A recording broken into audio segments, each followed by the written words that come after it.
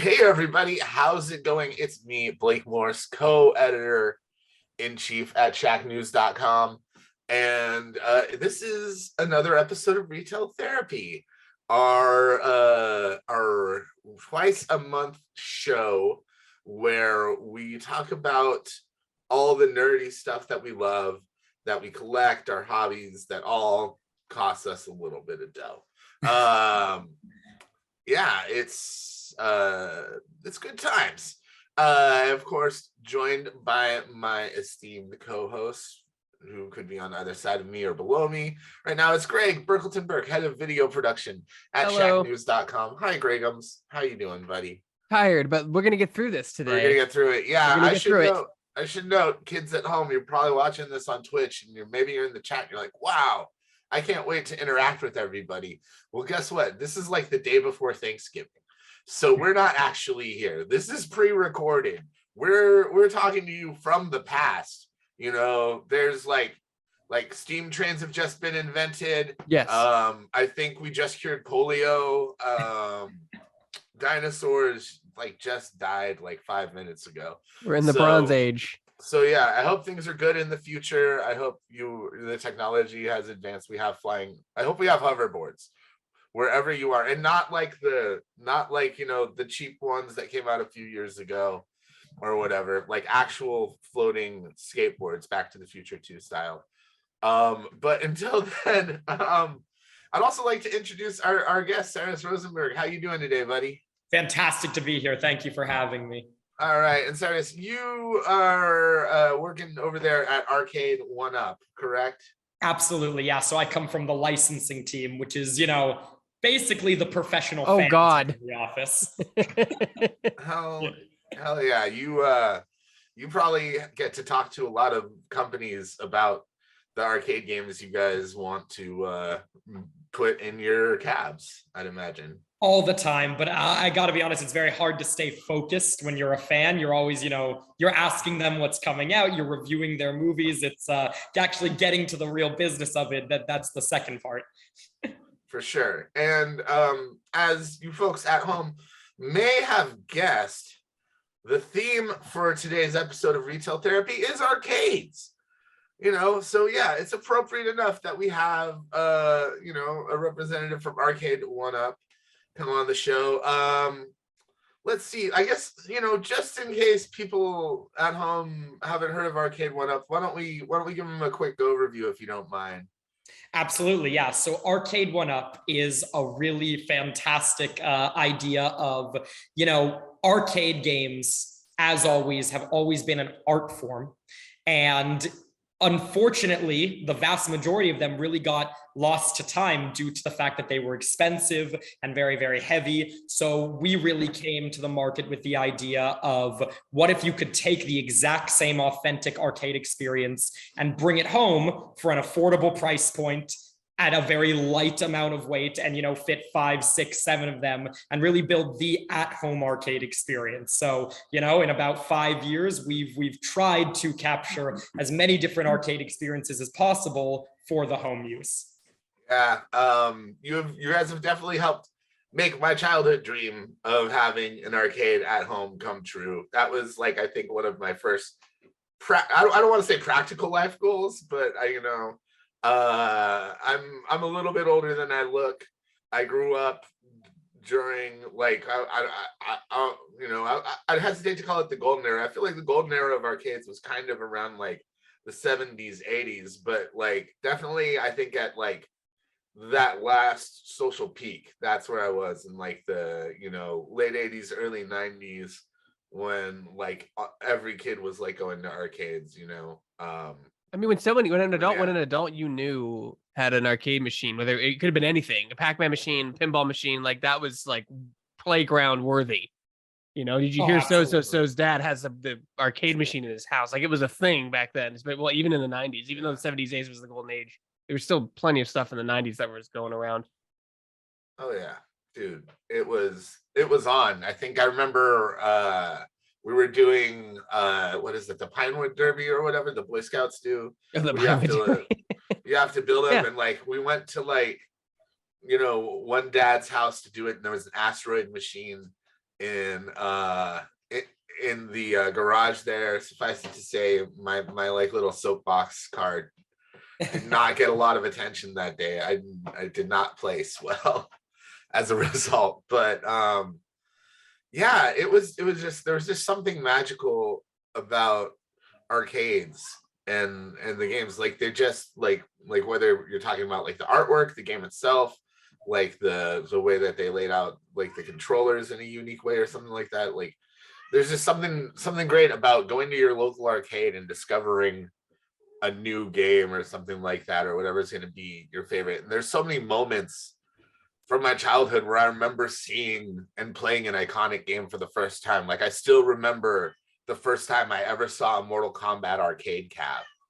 Like, sorry about the cats there. They're just very excited about arcades themselves. Absolutely. Cyrus, did you have any like arcade experiences growing up that you loved? Like, did you have a friend that had a certain arcade machine or pinball machine that you remember fondly?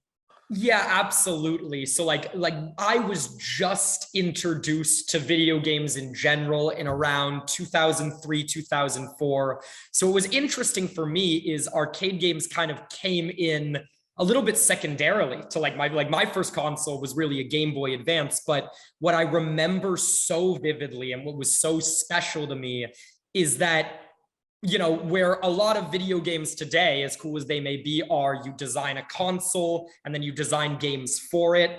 Arcade games are designing an entire console just for the perfect experience of one game. So I went to the Metreon for like my 8th or 9th birthday in San Francisco. And I so vividly remember seeing a giant, you know, like it was triple my size Ninja Turtles machine. I had never seen anything like it. I mean, that piece of art drew me in so much. And I think what was so funny is just like I was so not used to the medium was I wanted to play as Leonardo, but I didn't understand that the quarters were specific to players. So I played Michelangelo and I couldn't have been more confused, but I was hooked immediately. That was really my first ever arcade experience. And, you know, ever since I've been a fan.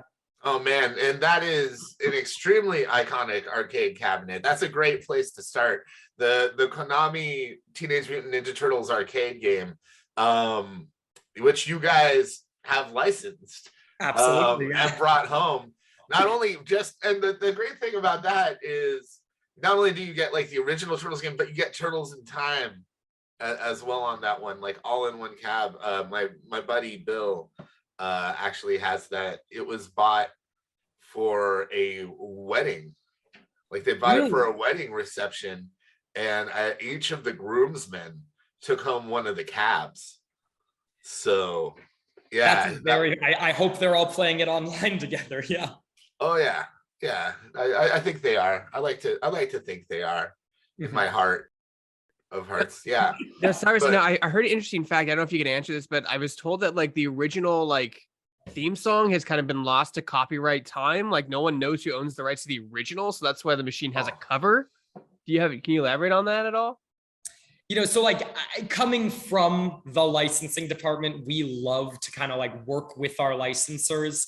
And, you know, it's the same with all of our cabinets. I think I can really approach this kind of from an umbrella approach, which is I'd like to think I'm a fan and I'd like to think I know a thing or two about video games. And at the same time, nobody knows more about the brands than the brands themselves. Yeah. So, you know, we really worked hard with both Viacom and Konami to bring this game to life. And, you know, I would say it's the most currently authentic version, just in that, you know, these brands work with us to bring it in the best possible light. Yeah. Yeah, absolutely. And Greg, fun fact about the Teenage Mutant Ninja Turtles theme song: it was written by Chuck Lorre, from the guy that created 2.5 Men and like basically every like CBS sitcom. Oh my god! Look at him doing bangers in the '80s. Look at him. Right? It's kind of, yeah. I can't believe like when I found that out, I was just like, "You're kidding me! Get out of here!" Like that's so weird. What an odd universe we live in. Yeah, and Uncle Phil was the voice of Shredder on the original cartoon. Oh, I knew that. But I didn't know that Chuck Lorre wrote the theme song. I mean, yeah. Yeah, I mean that is one of the most not only is the cab iconic, but yeah, that song is like still banging since the 80s. Of course, Can you yeah. believe that? And the Ninja Turtles. The Ninja Turtles are still going, man. Like Ninja Turtles, like they still make arcade games for them. And like have you played the newest one at all, Greg? Have you seen that? Shredder's Revenge? No, not Shredder's Revenge. That was that was Emu. That like went directly to home consoles. It's a brilliant game. I love it. And I think but like they have an actual like arcade cab that's based off of the newer animated series. Oh no, I haven't even seen it. I haven't been to an arcade since Dave and Buster's in like 2015. I think last time that I went somewhere. Thrills did the 2012 one you're talking about, and it's based on the Nickelodeon show. Really awesome because it still is, the same style of gameplay, and I just love how adaptable that is to different Turtles eras. Yeah, I think that Ninja Turtles are a fine example of just like how things like are like how I guess almost like how influential arcades can still be today. Absolutely. Or even the Ninja Turtles too. Like it's impressive that they're still making Ninja Turtle arcade games like nearly like 20 years after the fact too, and that the Ninja Turtles are still popular. That trips me out, but that's a story for another episode of Retail Therapy. Could definitely do a whole episode on Ninja Turtles. But yeah, I mean, I like see like then I mentioned like seeing Mortal Kombat for the first time. Like my lid was flipped the first time I walked into an arcade and saw a Ninja Turtles cab, because like I was such a massive fan. And yeah, it's a great example of like a product, like a crossover product that like really kind of hit home. And Konami didn't stop there. I mean, not actually, it might have come before it, but the X-Men arcade, kind of the original one with like, what was it, 6 players? Six players like all at once. It was like 2 monitors. And, yeah, it was a big one. Incredible, yeah. Yeah, I love that machine. Now, you guys made X-Men machine as well. We did, we did the 4-player edition with 3 different games on it. Again, super fun, yeah. Man, I'm just curious, was there like an internal conversation about like, do we do the double monitor setup? Do you make that like extra wide X-Men cab or anything like that? To let you into our process a little bit, every single time, we really deeply consider and start moving forward with a machine, we always start with the original as an example.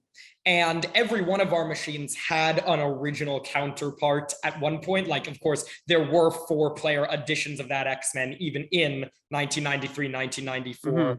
And it really is about, making the single most authentic experience, but also at both a price point and size comparison that absolutely every single person can play it. Because really, we are in this business for the players. If arcade machines start at an inaccessible place, how can we make it accessible every day? So, on every cabinet, we discuss, what was the original? What do we need to change? What should we change? And it always kind of refines down into what you see. Nice. Yeah. I think, it makes more sense, but I like to think in my heart that there was somebody there being like, guys, we're going to just cut off the ends of 2 of our cabs, glue them together, and we're going to have the giant X-Men arcade cab. I mean, it makes sense. It totally makes sense to just do the 4-player. I'm not trying to like harp on you guys or anything like that, but I like to think that there was somebody there fighting for that big boy. Yeah, I don't even know how that would, man, that would be like, because I've assembled a few Arcade1Up cabs. Mm-hmm. I imagine that would be an interesting setup process too for like that would be a 2-day one for sure. Yeah, it's you guys have a lot of engineers on your team, and I remember talking to some of your other Arcade1Up people, and they always talk about how it does always, you said it starts like that. They're like, well, how would that work? And then there's some things like the yoke on the Star Wars thing becomes like an issue that you have to try to recreate using current engineer technologies with the scale, right? Like, and that stuff can be difficult and takes time to develop, and that's why you guys aren't releasing an arcade cabinet a month. It takes time to do that. Yeah, but you have a really cool engineering team that looks at all that stuff and breaks it down. Absolutely. I'm always completely wowed by them, because every single project we start, everybody's like, yeah, we're never going to pull this off. It always starts from a we are never going to pull this off mentality. And then over a lot of time, I think Buck Hunter was the first time I ever really experienced that with us, where it's like, how really are we going to make modern light guns and keep it affordable? And, shout out to our PD team. They just kept working at it and kept iterating and bringing in consultants. And we made sure we weren't going to ship till we got it right. So it was a really, really incredible experience. And now that's just every machine for us. I don't know how we're going to pull this one off. And then, it does manifest. Yeah. I mean, that's one of the things that I really like about Arcade1Up is like, there's like the Star Wars arcade cab is a prime example. You can't recreate that experience without that controller setup, without like, you don't feel like even, and I know it's just vector graphics, but the feel you get like piloting the X-Wing using that controller, it just takes it to a whole other level. And I think that's one of the key things, because like, if you got like younger kids or something like that, it's really hard to explain to them why arcades were so special. And I think that, and like some of the cabs you guys have made, like you got the Outrun cab now, and you've got the Star Wars one, like those are very uniquely arcade experiences that you really need to play the machine to understand why it was so great, Very much so. And like the emulation community is great, but I would agree that like building the controls to fit the experience is always something super important to us. And then really iterating based on fan feedback. So when it comes to Outrun, which is a great example, we did get a lot of positive feedback on the wheel, but the pedals, were something that we really took to heart, that we built an entirely new system for when Ridge Racer came around, because making those experiences authentic from the people who played them really is fascinating for us. Yeah, and that's been a learning journey for us.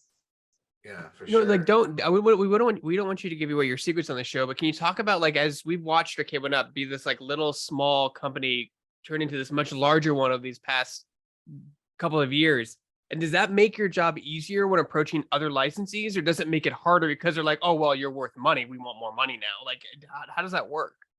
I think it is less about money. It's more like we really want to make sure every title has enough time in the spotlight and really, gets into people's hands and people can experience it. And also that every brand feels very well supportive, like we do release, for instance, we just launched NFL Blitz, which is far and away our biggest release that we've ever done, and making sure, that especially, and that was really near and dear to our heart, because it's not fictional. We are, at the end of the day, dealing with real players and making sure that the NFL is done justice to their history. And then all 492 players feel that they have been respected in the game. The difficulties when it comes to licensing new titles very rarely comes down to just, the nitty gritty negotiations. It is always about doing a brand justice and maybe doing something new, maybe they aren't necessarily making a lot of retro titles, and we can come in and help them and really bring light to something that's a part of that brand's history. So, but I will say absolutely everyone is a whole different story. Yeah, like no two brands are alike. Yeah, dude, those NFL Blitz, man, in particular, is something we've been really excited for here. We've been bugging you guys about it basically since we've been talking to Arcade1Up, and we just interviewed Terrell Davis the other week, chatted with him like what the experience has been like for him, and like kind of showed, he said he impressed his kids now because he's in a video game, like he's been who weren't around for the arcade era, so now he feels like a little more of a big shot to his family, which cracks me up. But yeah, it's cool to see you guys at that point now, because Blitz is a massive undertaking for a number of reasons, like not only with the licensing from the NFL, but you guys had to take out like the late hits and everything like that, which is another task altogether.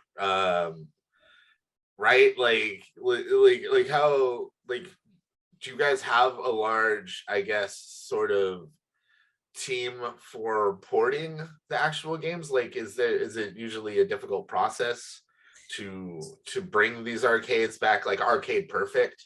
So honestly, yeah. So our PD team, as well as our entire, brand, has come from a very natural chronology. In the very inception of this, Pong was a relatively easy development process for us. But now as we get into these more 3D games and these more intense games with more animations and more overall lines of source code, the process becomes more and more difficult. And I think really the fun part of it is tracking down the history of these games. So when it came down to NFL Blitz, and I think I can honestly reveal this one, is there was actually trouble finding the source code on planet Earth. Like nobody we've reached out to had the source code, and it was really up to our team to track it down to be able to port it Arcade Perfect. And the funny part of it, and again, this is where, you will never get anywhere without the support of our partners.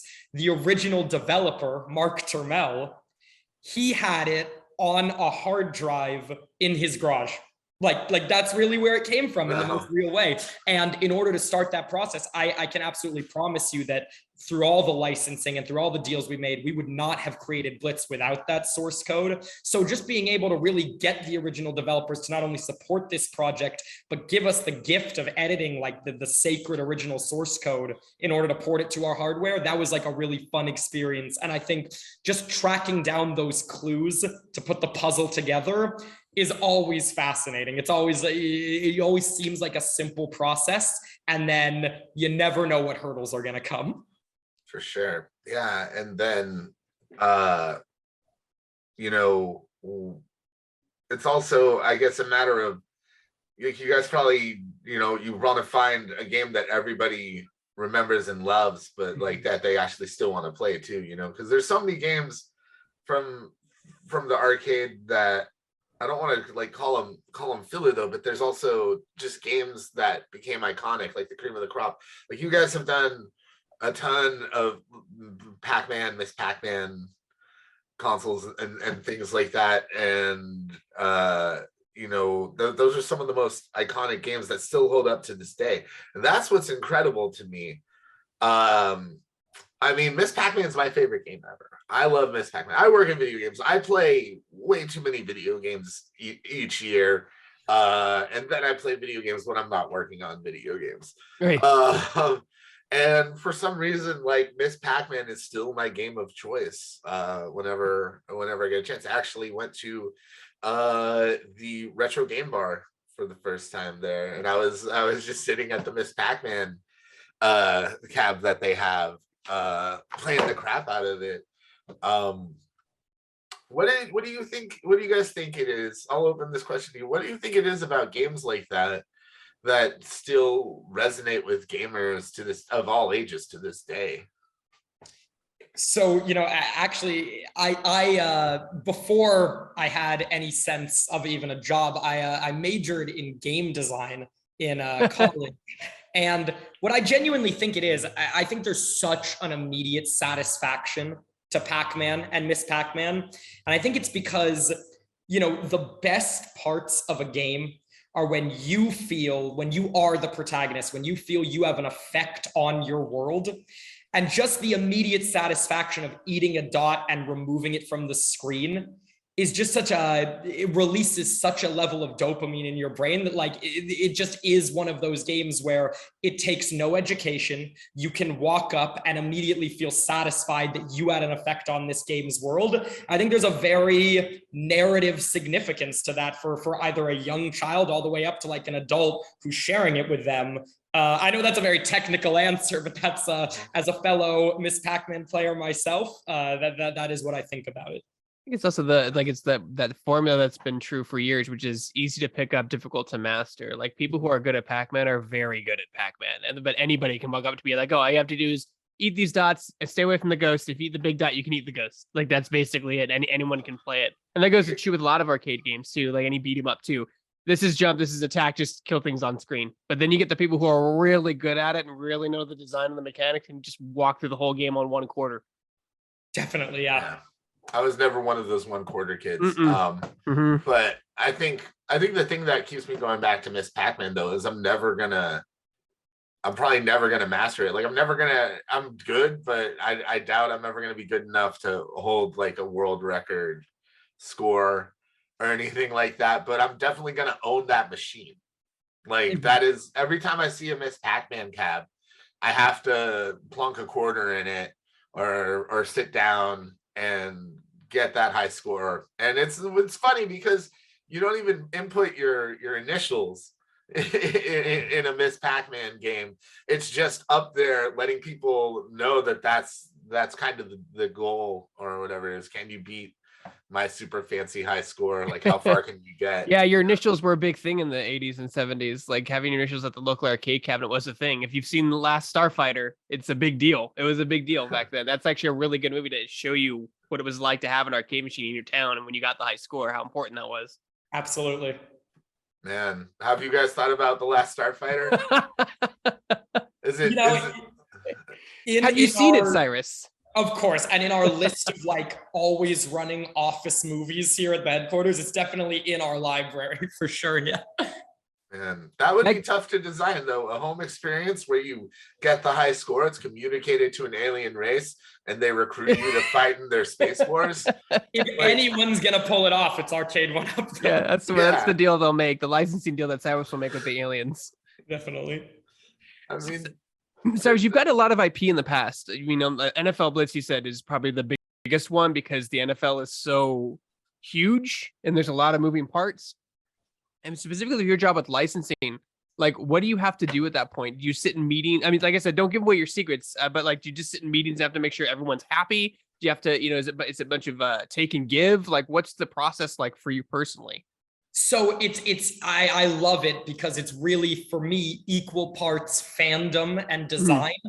I really feel that like the strongest point of what licensing is at this company is making sure the product developers are very happy about what they're actually making, as well as, again, doing the brands justice. So really, I would say my main job is as a communicator, figuring out what the retro part, what makes the retro part of a brand like the NFL tick, and then communicating to our PD team, like what should we build for them that is, of course, going to generate dollars, as well as, touch on a part of that brand that may be a little bit lost. And speak a little bit more to it with Blitz, which is like, it really was a player-focused approach, which is, these players are iconic and they will be iconic forever. Terrell Davis, Jerome Bettis, Dan Marino, just because they are not playing today does not mean they are not the greatest of all time. So creating a permanent, fixture video game that does them justice and continues to be played. I was actually just at one of our arcade pop-ups this weekend with my family. And we had a line of about 7 or 8 Blitz machines, and every single one, it was just one parent, one kid on every single one. And it was just amazing for these kids who may not grow up watching these players to then still see them as these icons. So, a lot of my meetings with the NFL as well as the FGA were really about, how do we bring part of your brand to spotlight and not lose it to time? Yeah, and it's cool because we have seen such progress in as far as like what video games can do and what they can look like and like what the level of engagement can be. And I love seeing like kids not really, I mean, I appreciate graphics, but it just shows that like a good game is a good game no matter what it looks like or how old it is. Absolutely. Yeah, like these things are still a ton of fun to play and you still get a blast out of it. I'm really excited about the Blitz Cab because in general, that was probably the game that involved the most trash talking between me and my friends, yeah, like it was great. Friends of mine that weren't into football, didn't watch games at all, even got into NFL Blitz and had a good time with it. And it has this, it really makes arcade style football accessible in a lot of ways, and in ways that it wasn't like dumbed down, because we have things like Tecmo Bowl and stuff like that are very rudimentary. But like with that game, you just pick the Raiders, you throw to Bo Jackson, you win every time. With Blitz, it's a little bit different. Admittedly, I think it was play action roll, I think was my go-to, or it might have been cuts. It's been a hot second, but yeah, it wasn't just a guaranteed like completion every time, but it was easy enough to like wrap my head around, and my friends to wrap their head around, that even if they weren't football fans, they could get in, play. Any chance you could tweak the Raiders stats for me in Blitz though? Is that something that could be updated online? Yeah, of course. Just for you, I'll keep it in mind. But I completely agree with you that like I think what makes Blitz so fun and so accessible is that it took a real stand of it's definitively not a simulation. It is a game. You are not simulating football. You are having an arcade game experience. And I think that's honestly made it a lot more accessible for a lot more people to just pick up and play. Yeah. And I really think that's kind of like key for me when I'm like checking out like Arcade1Up cabs, or drooling over like what I have the room for and can afford and stuff like that, is how uniquely arcade is the experience. Like how much do I want or feel it like it's necessary for me to have an arcade cab to really capture that experience again, and Blitz is definitely like one of those things where it just doesn't feel the same on like a home console or something like that, because I played a lot of the PlayStation version as well, but like it just wasn't the same. That was that time period too where they like arcades were starting to go away, right? They're still here now, but like Blake knows what we're talking about, like the Marvel's Capcom 2, NFL Blitz, these things were being emulated on the PlayStation and the PlayStation 2 and the N64, and so like it was starting to catch up now to the technology that was in your local arcade. So it was like the beginning, and it was great to play those ports. It was fantastic because you didn't have to go and spend money; you just had to spend $70 on the cartridge or rent it at Blockbuster. That's how old I am. I just dated myself. But like it was an interesting time, and now you guys are getting to that time as well as Arcade1Up. You guys just released MVC2 this year as well, which is doing phenomenally well. I mean, people are banging down the door for that cabinet. And you guys have a really active Facebook group, from what I'm told. Like you guys really do interact with the community a lot based on like what people want, and then you research it and say, okay, how many would we sell? Can we make this a profit? And sometimes you're only going to sell 5, and you can't make it if you're only going to sell 5. You need to sell a lot in order to continue this train going, Very much so. So our fan community, we have had the privilege of almost from like day one, they were completely active and vocal in telling us what they want, which, because it didn't take us that long for our community to really pick up steam, almost all of the major titles and suggestions for, what cabinets will come or have been coming, or even small suggestions like fix the pedals or change the control deck, or we'd rather see this art, always comes from the community. And just being able to really tap into their suggestions has been a really, really fantastic, ongoing focus group for us. But then it is always a balance where we're always paying attention to them. But, we do want everyone to experience arcades, so we do love to make Pac-Man and Blitz. So we usually do about one title a year that is very much for the fans. But we're always trying to get their suggestions in there, depending on whether it will sell or not. Absolutely. So it definitely is a tightrope we walk. Yeah, I remember you got the you added the clear mat to the covers, because that was a thing when you guys were really young. People were like, "Oh, the art's coming off. You're like, people add that," and then people complained about, I think, the buttons and the quality of the joysticks. And you upgraded that. Like it's been a long process, but you've implemented almost all of it. Oh, certainly, yeah. And I think even most recently, there was a lot of concern from our community regarding our screens and specifically the viewing angle. And that we took really seriously because, when we get them in the office and we play them, you're usually playing it head on, but arcades are a spectator sport. Right. You want to gather around it. So we immediately started to upgrade our screens with better viewing angles, and our first one to come out with that was the new Golden Tee, the XL. And, it's always nice to know that we received the feedback, we changed it, and then to get a positive response from the community regarding that is the best accolade we can receive.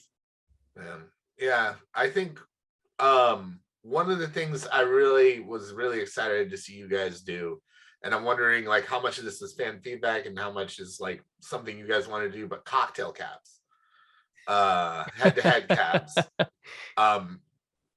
Like a life goal of mine is to own a Miss Pac-Man head-to-head cab. Like that's what I love. You guys put out the 40th anniversary one recently. Still waiting on that review unit. But no, yeah, I just think the problem was like if I want an authentic one, in good condition, like I'm probably looking at a few $1,000s. Easily, yeah, easily $3,000, yeah. For Miss Pac-Man, even more, it depends on it's so iconic, Yeah. So it's tough. Like I'm, that's something I'm gonna have to really save up for a while if I want, and bringing your guys' cab like is like way more reasonably priced to say the very least, and has a really similar experience. And I think that's the thing that I really appreciate is just making it so you can have that authentic arcade experience at home without necessarily breaking the bank. I mean, you're still gonna have to pay money for this stuff, kids. I don't want you thinking it's just free stuff. Like things cost money. That's just the world we live in, and that's what retail therapy is all about. So yeah, it's just exciting to know that like that's actually a much more achievable goal at this point. Like I'm just wondering what took people so long to figure this out, because I feel like you guys sort of just like there was no one really, like people were doing like little controllers you could plug into your TV, or making little like mini arcade cabs like as like a novelty or something like that, but no one was really talking about like I guess for lack of a better term, nothing or that I can think of, no one was really doing like hardcore home arcade cabs, that people like from an approachable, affordable price. Like yeah, and honestly it was a mixture of a number of factors. I'd like to say that it was all planned, but it's a lot of luck, just frankly. But I think what was really exciting for us when we were really incepting this idea is, for us, the idea of an at-home arcade cabinet dates much, much farther back than 5 years, despite the company starting then. It was really, pointing back to a previous point you said earlier about when technology catches up kind of with the time, we finally got to a point where we were able to price this reasonably. And even though we had ideas for at-home arcades dating back a long time, the idea that we would be able to get it for a low price point for an affordable audience, that we wanted to wait until we could get that really, really right. And then second of all, yeah, it was really just analyzing the market of, they were selling at-home arcade cabinets. I think an example of that was the Pac-Man Pixel Bash at Sharper Image, and that was like about $3,000. And then there were low-priced plug-and-plays for about $50.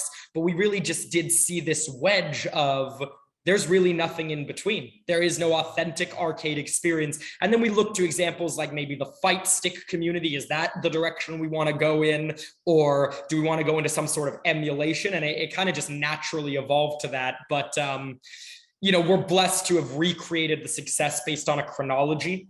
If you'll notice, our releases started from games in the 70s, went to the 80s, the 90s, and now we're doing about 1999 to 2001 games.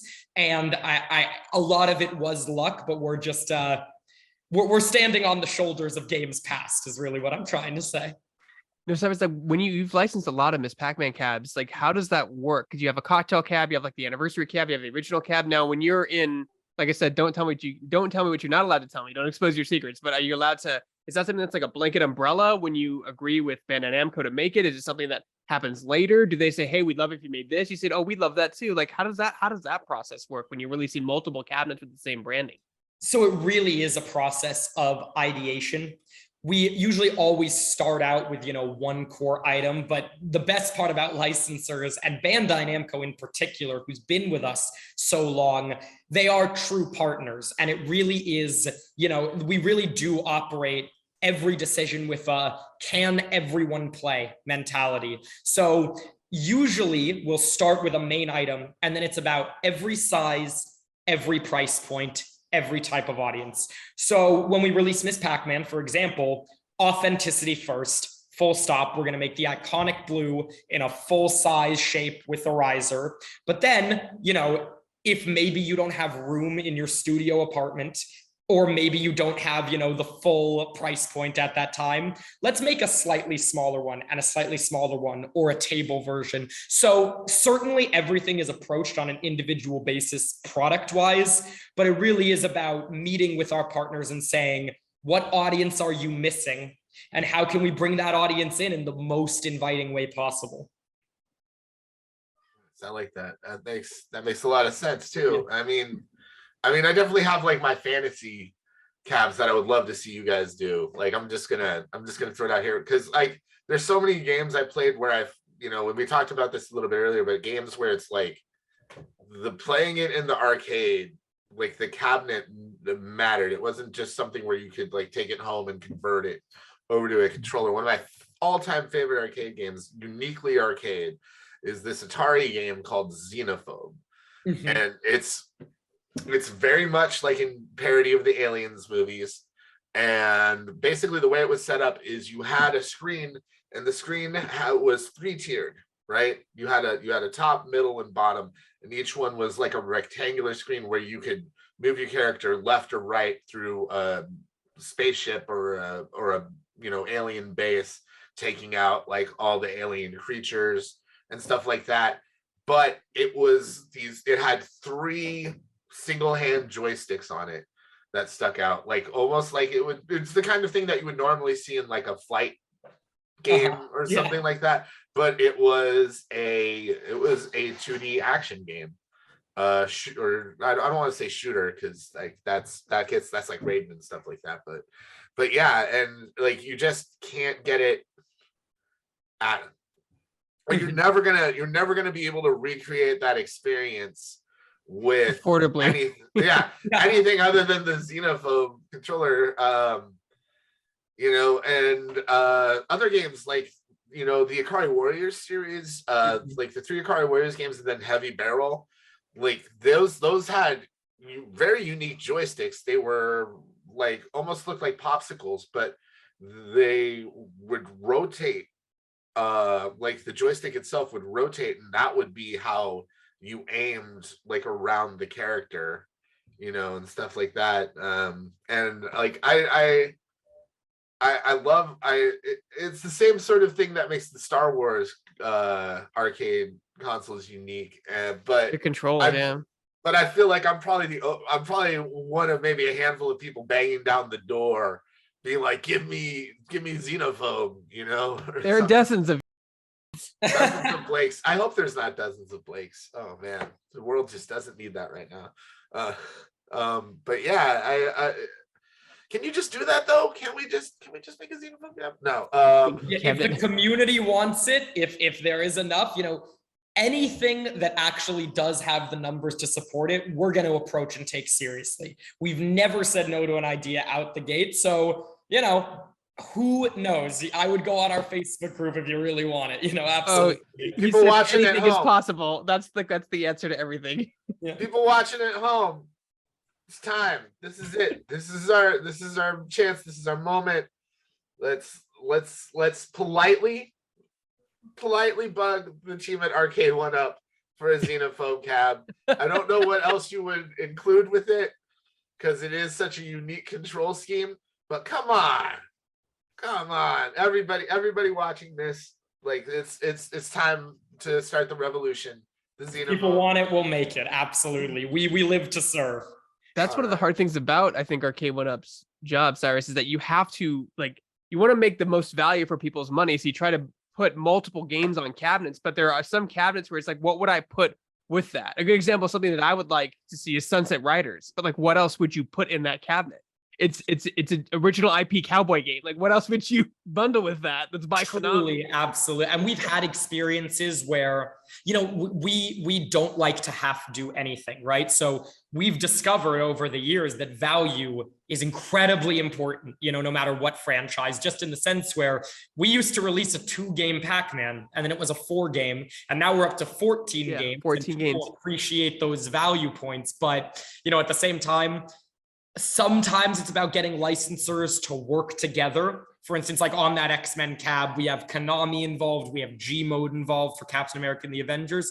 And sometimes it really is, we're asking a brand to dig deep and maybe find something in their library that nobody, the fans, us, anyone has thought of. Like, are you sure you don't have one more 4-player game for us? So everyone's a journey, definitely. But value has become kind of a staple as a result of that feedback over the years. It is interesting too, because especially in the 80s and 90s, like people looked at IP differently back then. And it's I was talking to Mike Mika of Digital Eclipse, and he hinted at the fact that like you'll never see a remake of MVC2, specifically because there might or might not be clauses in the contract that say, oh, if you have to redraw this character, you have to talk to the estate. This one character in this whole roster, you have to talk to his estate, and he's passed on, so you have to talk to his grandkids, and they're like, oh, well, we want $2 million if you're going to make this game, and then everything falls apart. Or it gets clogged. You work in licensing, you know exactly how it is. It could be one thing that just clogs the wheel and stops the whole process of moving forward.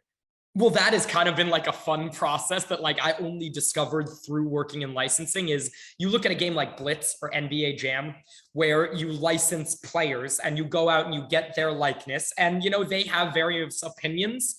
And then you realize that that's not actually far off from fictional characters either. Like Wolverine, Spider-Man, all of the MVC2 characters, they have likeness rights in the same vein, and you better be sure you're doing them justice. So treating every one of these iconic characters like their own celebrity has been kind of just a very interesting journey. That they're real, they're just about as real as anybody else,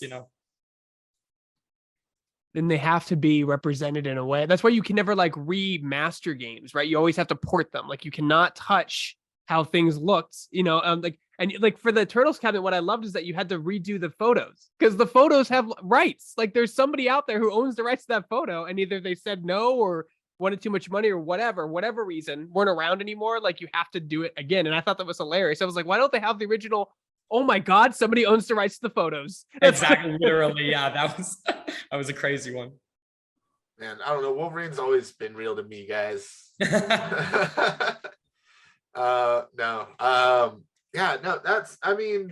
yeah, I think, people are constantly, I'm constantly like pleasantly surprised at some of the stuff that you guys have been putting out. The Terminator 2 one. Oh my God. Yeah. That must be fun, really fun to design. Yeah. Amazing. Just like to really get all of those elements right. And, again, another lesson in iterative design. We did Buck Hunter, and the light guns were good, but the Terminator light guns are great because they have the vibration, the rumble, feedback. Yeah, exactly. Now, I know I'm outing myself a little bit. I'm supposed to be an expert, but I still have not gotten past the helicopter level. I've been playing it for over a year now every day and haven't even gotten close. But yeah, just an incredible game and a lot of fun. Yeah, I'm really glad we could bring that back. I was told the game was designed with 2 players in mind. Like that game, like you have to play with 2 players. Like if you play a single player, you're going to die, even if you're really good at the game. Oh, constantly, yeah. Man. But it's nice with these to have unlimited quarters, so to speak. So yeah, I think I did the math, and I think it actually ends up being less money to just buy the Arcade1Up cab than to try and beat that game in the arcade by yourself. Oh, I'm sure. Like I think that the cost is actually lower to just buy an Arcade1Up cab than try and beat it on your own. No, but yeah, that's another game like I can even remember so fondly playing in an arcade, and another one that's uniquely arcade as well. But you're talking about licensing, you got like Arnold Schwarzenegger all over that thing, man.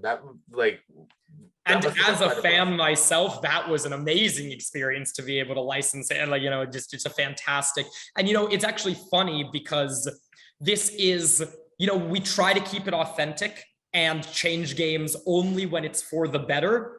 And what's funny, a good licensing story about this is in the original Terminator 2 cab, they were not able to license Arnold. They actually licensed his stunt double.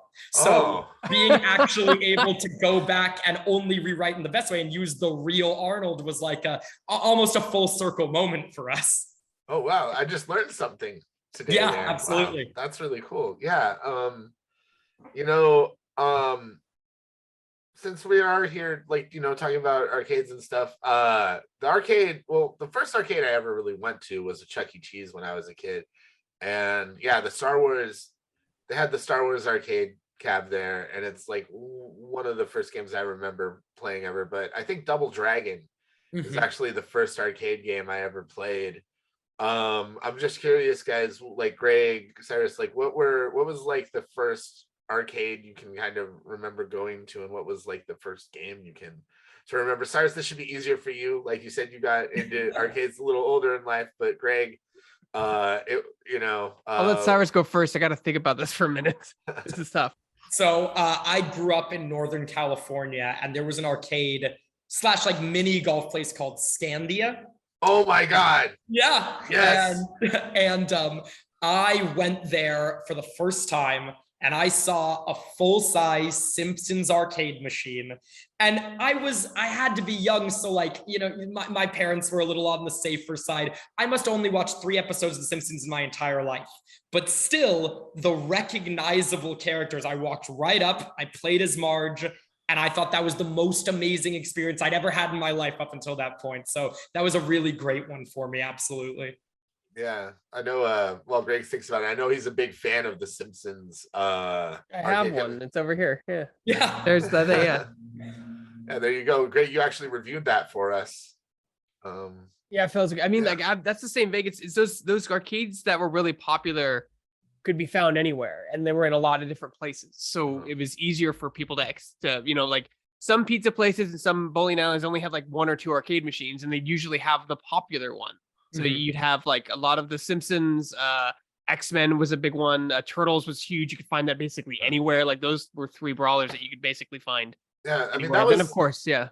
That was the golden era of Konami brawlers. Like Konami it really was, just was just hitting them out of the park left and right with basically the same sort of beat 'em up formula. I mean, they put a lot of work into those games. I mean, one of the reasons that the Konami games are so successful is the fact that they paid so much attention to the things they were licensing. Like the X-Men arcade, like all of the like in-between stuff and stuff like that was it was definitely supposed to tie in to an animated series because it's all based off of the Pride of the X-Men the pilot, you know, from back in the day. So you see all that present there, but then it's also just like they nailed it as far as like all the X-Men villains go. You got like the White Queen in there, you got the Blob, you got Pyro, like all of the like Brotherhood of Evil Mutant like characters that were like in them and stuff like that. With the Ninja Turtles, you have like every single Ninja Turtle villain that like there was on the show. I think you even get the like little like pizza alien creatures in the sewer level, you know? And absolutely. Like that. Yeah. It's almost funny. Sometimes they paid too much attention. Like for The Simpsons, they based that around season 1 as season 1 was being made. And at the end of season 1, I don't know if you're familiar with Matt Groening's other thing, Life in Hell. But Marge was supposed to be a rabbit at the end of season 1. That was supposed to be the big reveal. Now they ultimately cut it. But in the Konami game, because development for games has a different schedule, if Marge gets electrocuted in the Simpsons game, you see rabbit ears in her skeleton. So it's like they paid such close detail to the writing of the show as the show is being made. And, you know, Konami, they are the gold standard in licensing from that time. So it was really, really cool to like study these games with them as we recreated them. That's crazy, man. I'm learning so many fun facts today. Like, I'm loving it. I usually have to pay there. Definitely pay attention. But one of the things that is really cool too is when you go to like there's not many of them around anymore. Dave & Buster's even does like more modern stuff, but going to like a arcade that had a bunch of stuff you've never seen before. Like that's how I discovered this terrible Ghostbusters game that was based off a different game completely, but they tagged it and rebranded Ghostbusters. It's how I found that Mega Man had a weird fighting game that was only released in Japan, and I found that, and I was like, "What is this? Like, you're just fighting, you're just shooting and jumping like against another player. This is amazing." You find those really odd deep cuts, yeah. Dude, I was actually playing the second Mega Man fighting game last night. Myself on my I have like I have a few arcade cabs, not only just my Arcade1Up stuff, but like a few other things here and there. So I was playing that on one of my cabs last night, actually, before going to bed. Yeah. No, and you mentioned Scandia. Scandia was like, it was like, it's maybe like an hour or so from where I grew up, and I went there for my best friend's birthday when we were like 8, and it blew my mind. It absolutely blew my mind. Like, and that's like, I think it's something that's kind of left over from, it's still there. By the way, I pass it all the time, and I'm like, man, I wish I was just going there instead of wherever I have to drive for like an hour and a half. You always want to pull over, absolutely. Yeah. But that was what's great about those is like they also captured those like family fun places, because they have they have mini golf there. I think they have go-karts as well. I think they have bumper boats as well, like in the water. Wow. Yeah, it's super fun place. And like 4 birthday parties in a row, like for me, we're standing. Yeah. Oh man, that's so cool. I only went to the one birthday party, but it obviously left an imprint, you know. Definitely, yeah. Like, yeah, it just goes back to, I think there's, you know, I think for people like us, there's that childhood connection to it. Nostalgia, yeah. And then the adult in you, like, you know, if you have kids, you want to like kind of share those like happier moments from your childhood with them, you know, and sort of give them that same experience. So I'm super grateful that Scandia is actually still around, because like a lot of places went by the wayside. I remember one year I got my friends together, and we were gonna go to Chuck E. Cheese for my birthday, and we get there, we walk up, and there's a note on the door, and it had just basically abruptly shut down like a day or two before we got there, which was like pretty heartbreaking as a kid and like shocking. But it was also kind of like that era where arcades started disappearing, you know. I remember my home arcade was in Aladdin's Castle in the Sun Valley Mall in Concord, California. And basically anytime, almost every weekend, that's where I was. My mom would give me $5 worth of quarters, and she'd like go do her shopping and just leave me there, which, by the way, like no one would do that now. No one would just like leave their kid in the mall anywhere.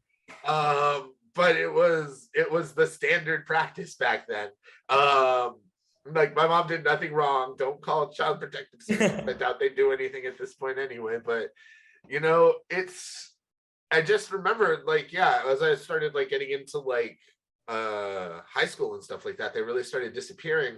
And then for a while, the only arcade left was this place called the Starcade, which was next to the Dome. Do you know about the Dome Theater in Pleasant Hill by any chance?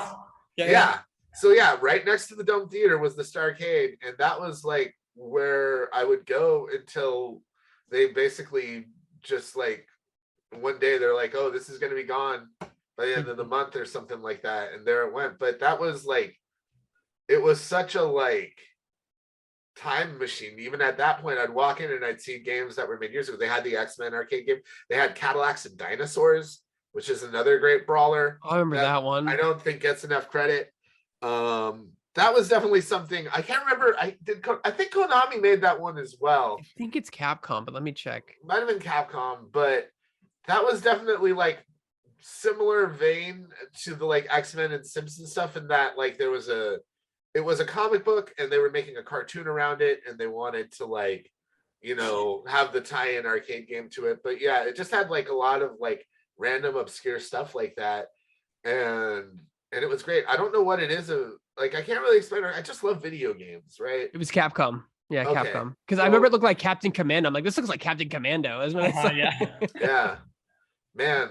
But yeah, it just like, it was such a bummer to see arcades die, as somebody who had been going to arcades like their entire life. And now we have a huge revitalization, and people are kind of doing the Scandia thing. Like they opened up they have a round one in the Sun Valley Mall now, and you can go there and you can, you know, it's all Dave and Buster's cards. Dave and Buster has made everything cards now, but you can go there, you can play video games. I usually spend like way too much freaking money on their claw games there because I get vengeful. It becomes personal at some point with some of those. I'm like, I'm not leaving until me, a 41-year-old man, has a plush Hello Kitty. Oh, of course, yeah, because it drops right out of the. Even when you get it, you don't get it. Yeah, no, you never give up on those things. That's because they can manually control how hard the claw grabs. Like, so like, they make it so it's all limpy. That's why it's doing this on the way to the thing. They certainly roped me in, yeah. Yeah. There's a sucker born every minute, and I'm that sucker when it comes to claw games. I'm pretty good at them though, not gonna lie. But the point I'm trying to make is, it's, for me, it's great seeing these things come back, and like I like seeing a whole new generation kind of discover this stuff. And it's great because like they're kind of arcades for everybody now, because they have a lot of the sit down Japanese fighting game cabs, you know. They have a lot of the newer stuff that's sort of ticket based, like what is it, the Giant Space Invaders. Have you? Yeah, that's a great one with the LED lights and the giant two-handed gun. Is that what you're referring to? Yeah. You sit down in the cockpit and like it's all for tickets now, but you still can use your old school gaming skills to get a bunch of tickets for you or your kids if you have them, or your date. There's plenty of people you can impress with your Mad Space Invader skills there, but absolutely, yeah, but it's not just arcades. Like, they're making it like a whole experience. Like, they have karaoke there, they have bowling alleys, you can do a bunch of different stuff, and it's kind of cool to see, even as we come out of the, somehow miraculously survived during the pandemic, and as we come out of it, like, just seeing that experience come back to a new generation, because it's been about 20-25 years since that stuff was really popular. I haven't seen a location that hasn't been enhanced by a game. Like really, in the reality, when it comes to either a movie theater, or we were talking about a mini golf course, just having these as an ancillary activity really does just have an enhancement as compared to waiting in line, waiting in a lobby. We work with a lot of local businesses here out of our HQ, and there's a burger place across the street with an NBA Jam, and it's just such a natural thing to have a want to play. And I think arcade games just fit so naturally into almost any environment. It's cool because you guys do like bundles for big businesses. Like, people look at those bundles, like, those are really expensive. It's like, well, but like they're getting 5-6 machines, and it's for like your business, it's for local business, not for individual consumer, it's for big businesses. Yeah, definitely. Didn't you guys, correct me if I'm wrong, but didn't you guys work with the Retro Game Bar in Portland? We did. I believe we sent them a couple of units. Yeah. Nice. Yeah, because there were a bunch of like Arcade1Up cabs there. Like, I had never been. I went to, like, this Saturday, I went to an art show with a friend of mine here, and like afterwards we wanted to get food, and he's like, we're really close to this Retro Game Bar, I want to show it to you. And I'm like, oh, okay, cool. And I'm like, what's it called? He's like, Retro Game Bar. And I was like, wait, what? No, that's the name. And it's like, you go there, and like, not only do they have like you guys are represented there, but they also just have a huge selection of home console games that you can pick from as well. And just, we sat at the bar and played Mario Strikers while we ate spam masubi. Did you play a GameCube, Wii, or the new one? GameCube. That's the one. That's the best one. I love that one. Yeah. 2-1 is Waluigi. Oh, of course. Oh, not the cube. Going way back. Yeah, but especially I've noticed here in Portland, like, there's huge pinball scene to begin with, but the retro arcades, the vintage arcades are everywhere. Like, there's Ground Control and Quarter World. Quarter World is amazing, by the way. They have a giant Tesla coil there, and the first time I ever went there, it was like right around the time where they do the musical performances for it. So I saw this giant Tesla coil perform the theme from Double Dragon, and stuff like that. And it's I love it, and it feels good to know, because I'm a bit of a nerd, a bit of a dork, if you will. Like I work in video games. I love comic books, and I grew up with all this stuff and still love it somehow. Just never matured, I guess. But no, but it's not just me. And I'm all these other people that grew up on this stuff still love it and are still going to these places. And they're they're not always for kids. Like, so a lot of places have kids. If you go there during the day, kids are allowed, but they also like have bar aspects to them, and there's times when the kids aren't allowed in there, and it's just for adults. And I like that I can go to arcades again. I like that that's a thing that people do, and an experience you can still have, like, after all these years. Absolutely. Cyrus, speaking of that, like, you guys probably talk about a lot of things on the cutting room floor, but have you guys ever considered making like a claw cabinet, like for Arcade1Up? Yeah, we've never ignored it. I would say, it's definitely an entirely, we really have operated for a long time in the digital space. When you really think about it, the physical arcade items like claw machines, skee ball, all things that are awesome. Maybe someday, as I say to just about everything you suggest, I know, but it's definitely not something we've ignored or not noticed as people want. There's your headline, Cyrus from Arcade1Up, anything is possible. That's the answer to any question. Anything is possible. Man, I'm just wondering, how would that work? First of all, like, two-thirds size claw machine. It's still just basically the same claw machine, right? Just a little bit smaller. And then are you guys going to provide the stuffed animals? Like, how would that work? I think it would probably, off the top of my head, it could be a little bit of both. It could be, Arcade1Up stuff. I think we could, add our mascot in there. That could be some cool thing. But I think there's something cool about refilling it with your own. And, our machines have obviously been privy to the modding community, which we've always appreciated. And actually a lot of cool suggestions have come out of watching people do great mods. But, putting your own stuffed animals in there allows for a level of customization that, that could be very interesting. Yeah.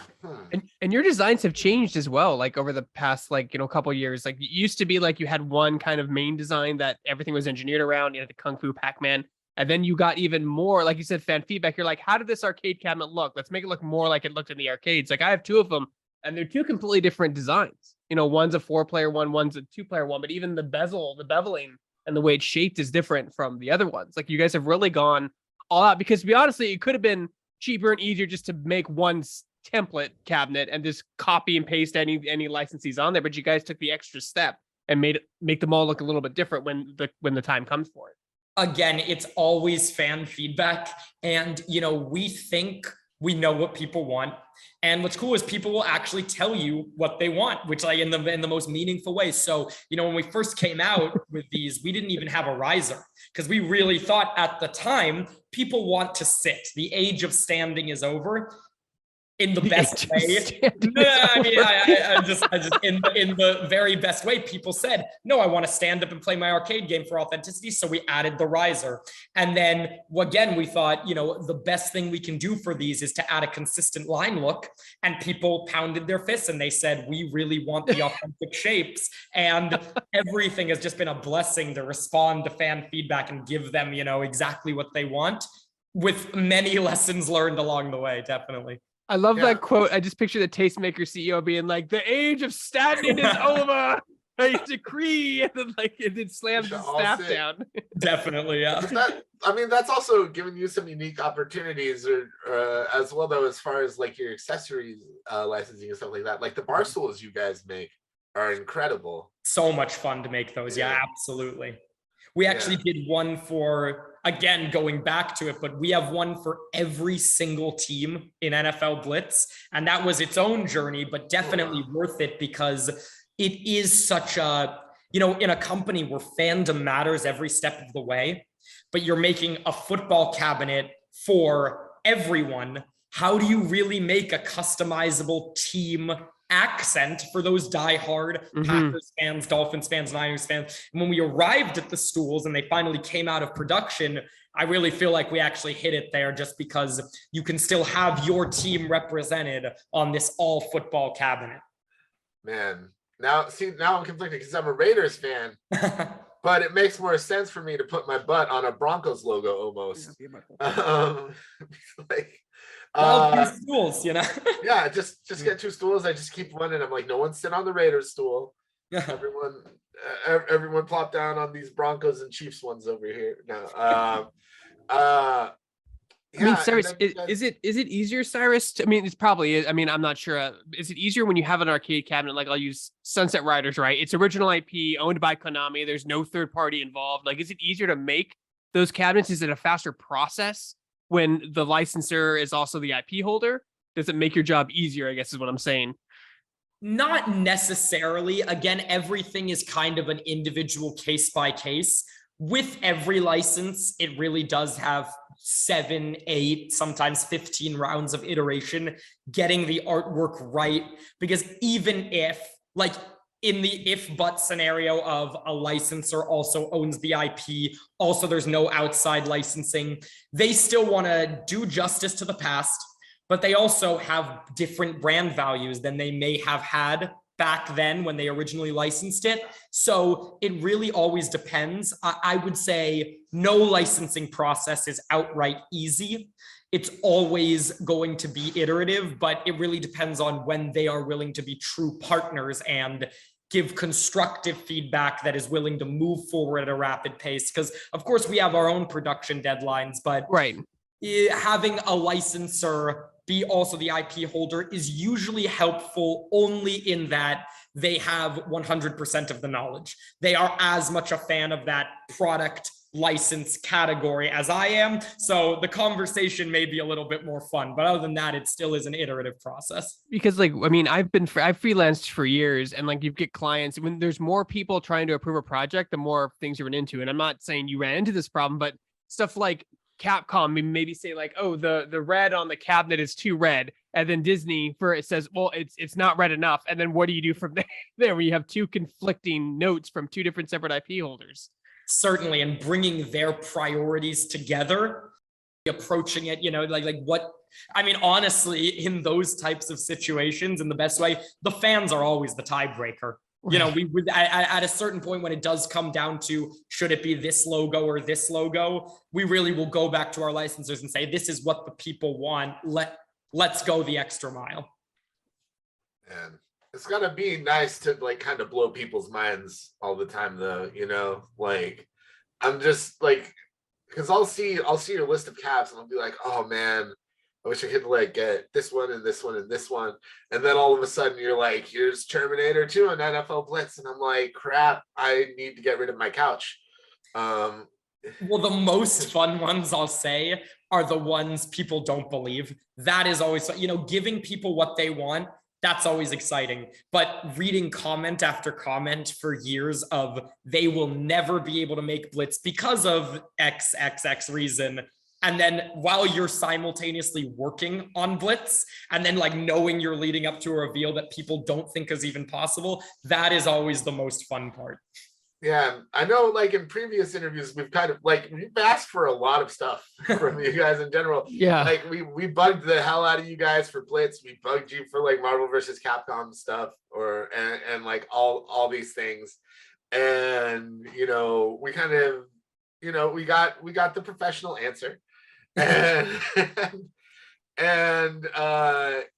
yeah, it seems like you guys are always kind of batting 1,000 as far as like getting the things that like even just Shacknews is demanding from you. That's as a gamer, I'm a completionist. I try to platinum trophy everything. So when it comes to licensing, I approach it like a game. I'm trying to be a completionist, honestly. I mean, it's got to be fun knowing, because you guys are working on probably several things now, but you can't talk about them until, the T's are crossed and the I's are dotted, or you waiting for, next quarter to announce some stuff. Like that's got to be fun at the same time frustrating when people are like, we really want X cabinet. You're like, oh, I wish I could tell them that it's coming, but I can't until 6 months from now. I've learned to hone my poker face muscles over the years. Yeah, you gotta play it cool. You can't give too much away. You get so excited as well, and you want to fan out with someone, but then you hold your tongue a little bit. Yeah. Well, it's like you said earlier, like one thing can come in, and that's what you like about it, and it just everything gets halted or gets on the verge of being canceled, and then Cyrus comes in and saves it. That's basically. I won't take all the credit unless it's given, but man, and you talk about like fanning, like nerding out and like being a fanboy with people, and we're talking about sort of like our fandom here as well. I guess like what are some of the more unique interactions you've had with fans or your community? What's something that you really hear a lot from your audience when you're interacting with them? It always is really interesting when we go to the various different trade shows or reveal live events. Very similar to how arcades are meant to be played. They're always meant to be played in person. They're meant to be played live.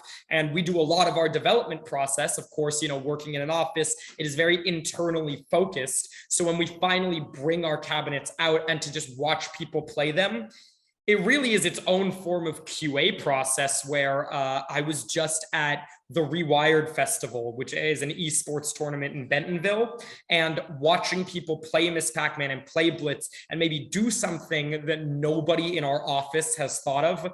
And as a winning strategy, it really is just amazing to watch. And when you interact with these fans and they say, thank you for bringing this back, or can I do this move, or what did you cut? And just like really getting in deep with them. It's really a special experience having those conversations.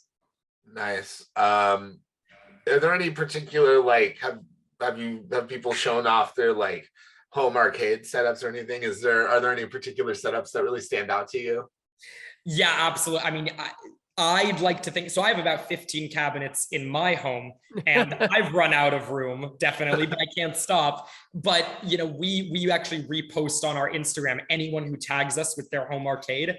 And my favorite ones are the ones that are like exact replicas. Because again, as kind of a gaming historian myself, as somebody who's tracking down source code all the time for people, when people find the exact pattern of carpet from the 80s, that yes. neon patterned carpet that goes in the arcades for their room, that always amazes me. And also the accessories, when people play into the neon lighting. What's really cool about it is we really make one category of item, which is arcade games, which, if I buy a chair that is very nice, I wouldn't necessarily build an entire room in my house to accommodate that chair. And yet people buy these arcade cabinets and it creates an entire room for them. And just kind of watching that evolution process, 1 cabinet to 5 cabinets to neon lights to carpets to accessories, that has been just the best experience to watch. It really brings a sense of pride to us. Well, you guys have actually you did dabble in like merchandise and like other things that weren't arcade machine related. Like you had like individual light up marquees, you had tins, you had posters. The Simpsons one came with a tin poster, and that's all different types of manufacturing. Like absolutely, yeah. Do you think you guys will get into that stuff? Like, will you sell, like you talked about the neon carpet not being able to found anywhere, like maybe on Etsy, a custom job. Will you guys, can Arcade1Up make like a triangle green 90s neon carpet, blacklight carpet, and like put it to market? Well, I mean it when I say it. Arcade1Up can make anything. The making has never been the problem. It's always about, how many people want it. But if we are blown up with a specific type of accessory, if somebody says, I'd really like this neon sign, and there's a lot of feedback towards it, absolutely, yeah. And again, that always comes with partnership, where I really feel that our licensors, despite anything, are as open-minded to new products as we are. It's always going to be about demand, and we will make the supply to meet the demand. Nice. Yeah, I don't know how much demand there is for arcade carpet. I'm just going to be real with you, Greg. Oh, you know what's interesting? This is another company, New Wave Toys, but they actually made little miniature squares of arcade carpeting that you can purchase, Greg. So maybe you could set a little arcade up for your cats using it. There you go. Gosh, man. Oh, I had something I wanted to say before we transitioned. You talked about going to these trade shows. One thing I remember, the last E3 that we were all at physically, you guys had, like, is it the world's largest arcade cabinet? Currently, yeah. So we have the 16-foot world's largest arcade, and we've done a bunch of them, honestly. We're really excited. Just 3 weeks ago, over at the Hard Rock Stadium for the Dolphins, we premiered the 16-foot NFL Blitz. And we had Dan Marino and Jerome Bettis play it. And that was, of course, a privilege to watch that. But yeah, we are very proud of the 16-foot. And we love to find excuses to roll it out. Like, and I know it's something you guys do, for trade shows and events and things like that. But do people want those, or do you get any demand for like a retail version of the mega cabs? Not necessarily retail. We've definitely had some collectors like really reach out. A lot of people said, like, can I take the NBA Jam home? And our answer, funnily enough, at the time is, yeah, if you can store it, like if you want to take this off our hands right here, sure. And we haven't found any takers to actually be able to follow through. But we've had a couple people want the 16-foot arcade. Yeah. Man. So do you have any room? It's the ceilings. I don't know if I have a ceiling in this place high enough for that. I would build a structure, maybe some sort of special giant shed out back if I could. But I'm gonna have to pass for now. I can't do it, unfortunately. I'll stick with the 2/3 scales. I think that's a little bit better. But it's interesting to me because you guys are known for kind of making these more compact cabs that will fit into your house, but then you also have these like massive cabs that you guys are taking everywhere with you rather, that I really get a kick out of. well, it's like you said, Cyrus, you there's probably a market for that. It's probably not very big, but there's definitely like, there may be like a couple dozen people that are like, yeah, I'll buy that and put it in my McMansion. Like, you know what I mean? But like, it's not the same scale as selling 500,000 units. Well, I'd love to see somebody, for like NBA Jam, play online 16-foot versus 3/4 scale and see. Oh my God. Top. Yeah. Yeah, but you guys did like a giant controller too, didn't you? We did, yeah. We did the giant joystick in a Pac-Man version, a Disney Classics, and an Atari version, and all of them were really great game room pieces as for decoration. And a lot of people really enjoyed the Atari one specifically because that was an exact replica of the 2600 joystick. And did it have the rubber? Like, yeah, ribbed rubber at the bottom. Nice. Absolutely. That's essential Atari joystick right there. Yeah, I get a kick out of that. Greg, you never told us what your arcade was, or your favorite arcade game, Greg. Yeah, I did. I probably said the same answer as Cyrus, The Simpsons, just because it was everywhere. It was kind of hard to avoid it. That was always there. You could always find it. Yeah. But what was like your local arcade? What was the one that you went to? So it was a kind of a dream setup. It was a shopping center with a movie theater next to a pizza place next to a comic book store. So it was like a triple threat. So, and the pizza place actually had a lot of arcade games inside. It had like maybe 20 or 30 arcade games inside. And that's where they had like X-Men and The Simpsons and Turtles. And those are the ones I mainly played there. I may have played Street Fighter a little bit, but at the time it was on Genesis. So you could, or Super Nintendo. So we could play it on there. And it was pretty accurate. Like, for the time being anyway, it was accurate.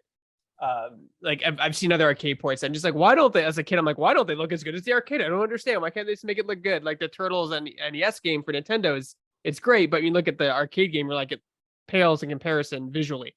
So all the lines trigging out and this stuff on the that stuff. I'm like, why does it look as good as the arcade? And I was so bad on those games. My parents would give me like $5 in quarters and I go through them in like 15 minutes because I'm bad. So it was like 15 minutes of time for $5. It's crazy. Man, the trick is, Greg, is you just play games with other people and you let them get beat up and you take all the health. I mean, at least if you're playing with people you don't know. I think that was done to me as a kid, walking up to the Turtles cabinet with some 18-year-old kid playing. He's like, go forward. Yeah, that was like the other weird thing about it too, is you would have like kids that, you know, knew what was going, a little older and knew what was going on more. And then you would have like younger kids wanting to play and not really understanding what's going on, like myself and you. And we would just get our butts kicked and lose all of our money. And now we can just take it. I love not having to worry about dropping quarters. Like that's really the thing that I think makes me appreciate some of these games more. But at the same time, sometimes, you know, that was part of the challenge, was you've only got so much money in your pocket and you can only play so many games, or you can like focus on one game and beat it, and maybe that's going to be all of your arcade money for the day now. And now you can just be like, well, I've got it, I'm going to sit here and beat this. I didn't beat an arcade game all the way till the end, till I was making these products. I beat The Simpsons in the arcade. I couldn't take credit for that. Yeah, so it's nice to finally see the end of these things. Yeah, humble brag, but I beat The Simpsons arcade game. It cost me about $200. No, I mean, beating a game or seeing the end of a game was a rare experience back then, especially like because a lot of times you would just wait for somebody else playing to get tired of playing, and then you would jump in like in the middle of it, and sometimes that would work against you though, because you would just be way too in over your head and like not know what was going on. So you would pick up the controller, you'd plunk in your money, and then like 5 seconds later, oh, you're dead, because you're on like level 6 and it's the final boss and you know nothing of this game. The thing that I hated was when in certain arcade cabinets you'd use like a special attack that would be really fun to use, and it would cost you health. And I hated that because it was fun to use, and you would do a ton of damage, and then like you'd just be killing yourself like super fast, which was part of the design back then. They wanted you to, you know, more quarters. They wanted it to be quarter chuggers. So yeah, I tend to overuse those special powers now that I don't have to pay quarters for my extra lives. Yeah, especially with X-Men. I'm pretty sure that I just, like the last time I played it, I just used the special move, just like mash the special move button all the way through. Absolutely. I could. Yeah. It's interesting like how that's, I think, the hardest thing to convey about arcades to people that have never really experienced one, because, you know, now with home games, like save states are automatically saved. Like people don't even have to worry about finding or you know, even going into a menu and hitting save. But yeah, having to explain like, no man, if you wanted to beat this game, like you needed a pocket full of quarters. Like that's totally something that people don't necessarily get nowadays. And I think that's where authenticity comes in. Of course, over the years, we've considered a save state feature. We've actually found that even though it is a modern accent to these games, it is not wanted by our core community, or people want to have the authenticity of, you have to play this game to play it. No easy mode, you know, absolutely. Yeah, man. And I'm just so curious. You've got The Simpsons over there. What's the other tab? Oh, Marvel Superheroes. And it's like you made like a special edition one with like special Sam Wadenshi buttons and a different joystick, which is kind of cool. That was our real foray into like fighting game community. Yeah, experimenting. Loved that one. Yeah, absolutely. Yeah, I mean, speaking of the fighting game community, like, yeah, they're a very particular lot in general. I know you've talked a lot about fan feedback and stuff like that, but you know, what was the process like of making like you know, your Street Fighter cabs and your Marvel vs. Capcom stuff? Like, there was certainly a deeper QA process on those, and really building out our QA team to accommodate really what a fighting game means, where you can't mess up on the reaction times, and making a game to accommodate all of the different combos and moves. What we've really had the privilege of is one of, if not the greatest fighting game player of all time, Justin Wong. He's on our QA team. So he has to approve, and we will not ship any fighting game we make until he directly approves it. So really getting an expert, somebody so talented, somebody who, I certainly could never do a fraction of the moves he's capable of, really to get his approval has been imperative to making these fighting games well and doing them justice. Yeah. Now, did you work with Digital Eclipse on your MVC2 cab? Because they were the last people to actually port the game in an official capacity. Did you use that build at all, or did you go directly through Capcom? So we actually built it based off of there were a variety of teams involved with MVC2, but we actually got the original arcade hardware. And what was cool is working with Capcom was a real engineering lesson for me. They taught us how to take source code out of that original arcade board, which required, it was almost like building a flux capacitor, like getting the technology to take the code off of that hardware was incredible. But working with that was really our starting base to developing that title. Reverse engineering is always a fascinating type of engineering. Exactly. Yeah. Yeah, man. So like, I guess for the fighting games, is it a lot of sort of going back and forth and comparing and contrasting between like playing on the original cabs versus like playing on the Arcade1Up version?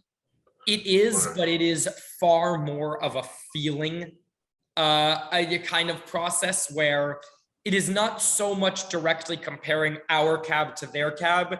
It's so much more engaging the fighting game community and making sure they're able to pull off the moves they need to pull off to have success. And really, in the same way you would compare golf clubs or different sizes of basketballs, it is the athletes at the top of their field having a good feeling playing on our hardware is really how we approached it. Nice, man. And then like also, joysticks and buttons, they get a lot of wear and tear. Mm-hmm. Everybody's constantly like wiggling and mashing, but like with fighting games, like sometimes that's the whole strategy too. Like, what kind of like stress test, like, or I guess do fighting games, when you make fighting games, have to go through a different sort of stress test and things Absolutely. Like that? Yeah. So we mash those controls to make sure they're hold up. And then, shout out honestly to our customer service team. We've done a very good job, I feel, of replacing in the off chance somebody does go a little bit too hard on their controls. But I would say they're very much designed to hold up. Yes, the first thing you did in the arcade was go up to a machine and press the buttons. And if one of the US arcade buttons felt off, you just wouldn't play it and you just walk away, because you're like, oh, the buttons, the button may not be broken, but it just doesn't feel like the other four buttons. So you just don't, you're like, nope, I'll go to somewhere else. So you'd have to wait in local arcades, you have to wait for them to repair it. That stuff is nuts. I mean, you've changed your parts, I think 3 times. I don't know the exact number. You've changed your parts multiple times on your arcade machines, slightly updating the quality with each pass. Absolutely. Yeah. Another prime example of that, while not as difficult as the fighting games, is from the 2019 Golden Tee to our most recent Golden Tee XL. The years in between were a study into what makes a truly great trackball. And it really does matter to people, and upgrading that to make sure they can actually make their swings really did matter. So yeah, we are constantly trying to find parts that benefit the game. Yeah, people are not easy on the trackballs. Like, it's funny because in certain, like in Centipede and not much, but in other games that use a trackball like Centipede and Golden Tee, I remember doing like this to really get it to move because it was so dirty and no one had cleaned it in like years. And it was so funny to hit that ball hanging, it would turn like a quarter inch. You had to keep doing it. And it was a fun workout. But yeah, you don't want people doing that at home. Absolutely, can avoid it. Yeah, the other nice thing is like with the home arcade setups is no stickiness. You don't like go to a cabin and like some little kid's been playing it, their hands are covered in like God knows what candy or just filth or anything like that. I mean, yeah, that is one of the coolest things, is when it is fresh out of a box. Like, I mean, me personally, especially just based on when I was able to access arcades, I never played an arcade cabinet as the first one to play it. Like, I never played an arcade cabinet on release day, quote unquote, but being the first person to use that control deck, there is a level of satisfaction to it. Absolutely. You know, you are getting the intended quality of the title, which I think very few people, if ever, got to experience that. Yes. Yeah.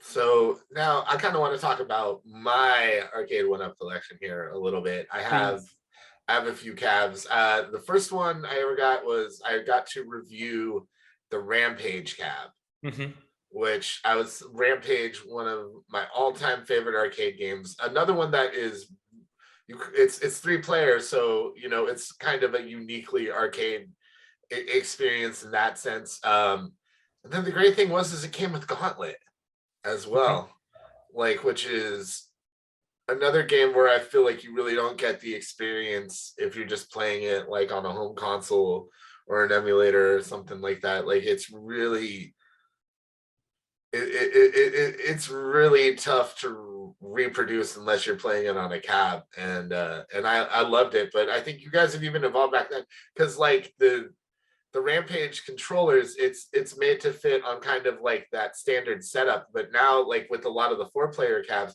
you guys have like taken that design where the control table kind of pops out to the sides a little bit, giving folks a little more space and things like that. So that's, you know, another example of how things have evolved. The other cab I have right next to it is the Final Fight one. I'm a big Capcom fan. Love Capcom. Final Fight, one of the greatest beat 'em up games ever. So excited for that one. But it also came with Strider. Yeah. Which, fantastic title. I love. Yeah, no, Strider is such a good arcade game. I mean, I played it on home consoles too and everything like that. But yeah, for the time, I just remember like Strider looked really good. It had like some really interesting mechanics, and like the boss fights were just very over the top.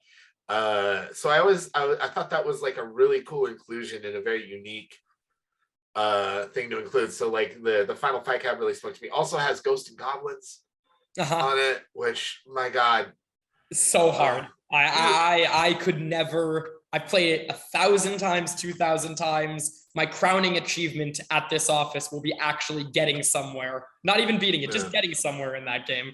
Yeah. Oh man, when I was a kid, I had the NES version. I think I still have it somewhere, but I remember the day I got to the final boss the first time around. That was as far as I ever got in that game, still to this day, but it sticks with me because it was such a endurance like challenge thing. It was like one of the toughest games ever. And so it's really convenient. That's a game where having unlimited quarters, once again, is probably cheaper to just buy the Arcade1Up cabinet than to try and beat that game with a bag full of quarters. Oh, certainly, yeah. That, and good luck, because you have to beat it twice to get the actual ending. So, and what sucked about that game for me was just that the jumping, because Mario had been out for, you know, years, and it was like basically your standard platformer is Mario. Like, that is the best platformer, right? And you could change your jump trajectory mid jump, so you could like kind of angle yourself if you over jumped or under jump and like get that extra smidge. In Ghosts and Goblins, like, it was just real life physics. When you're in the air, you cannot change where you land. You're going to land where you jump. Like, and that was just, as someone who's spent hundreds of hours playing Nintendo games where you could do that, it was so jarring. I think that's what made it artificially so hard. The game's already hard, but even more harder for so many gamers out there. Like, I can't change my jump trajectory. What is this? Like, and you jump slow in that game too. Yeah. Your jumps are not fast. You really have to think about your movements and be more meticulous when it comes to Ghosts and Goblins. But it's another game where you don't get the same experience with the home version as you do with the arcade version. So that's been really nice. And then, oh man, was I so excited when you put this one out.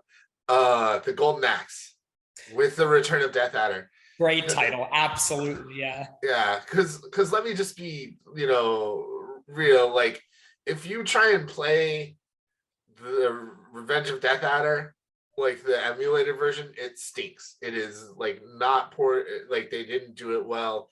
You can't really get the experience. And so when you guys launched it with 4 controllers, by the way, which I totally love. Like I was like, yeah, this I like Revenge of the Dead. I'm not going to be able to like play a quality version of this any other way, basically. Like, and that was a game I really like. The Golden Axe series in general, I think, just some of the greatest like hack and slash beat 'em up. Oh, absolutely. And that was only our second 4-player cabinet, so it really was like an experimentation process with us. But it's so, it was beautiful when we actually were able to pull it off.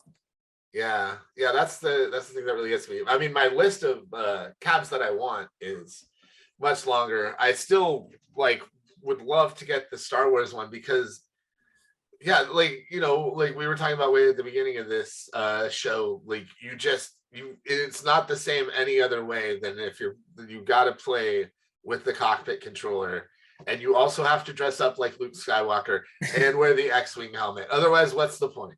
No, you don't have to do those last couple of things. It would be cool. And then that was also really exciting for me because you also made the sit-down cockpit version of that, and I just it's like one of those games I've been drooling over since you guys put it out. It just means so much, and I definitely want to get that Miss Pac-Man cocktail cab in the series just because. Certainly, yeah. It's just been something I've been not idolized, but just like something I've wanted since well before Arcade1Up existed, and then to like see it and be like, here it is in a way that's like achievable and affordable is just really exciting to me. A little scary for my bank account sometimes. just because the vast things I would get. Yeah. And we were talking about the Terminator 1, 2. These are all things where you can't really play them unless you have that arcade thing. And the game, and at this point, like we're talking games that are like maybe 20 or 30 years old at this point. So even finding versions like the original arcade versions in good condition, good working condition, can be insanely difficult. Like I can't remember the last time I went to an arcade and saw a Terminator 2 machine where both guns were working at the same time. And we're not talking like your guys' Arcade1Up version. We're talking about the original versions, like because those the upkeep and maintenance on those things is so difficult. I tried to play Revolution X at ground control. Test like move the controllers around a little bit beforehand, but then like you go in and like the calibration's off or something like that. Like the gun won't like aim the proper way. The 2-player gun is just all the way over to the left, and like you can't move it. It won't fire any other way. Like stuff like that.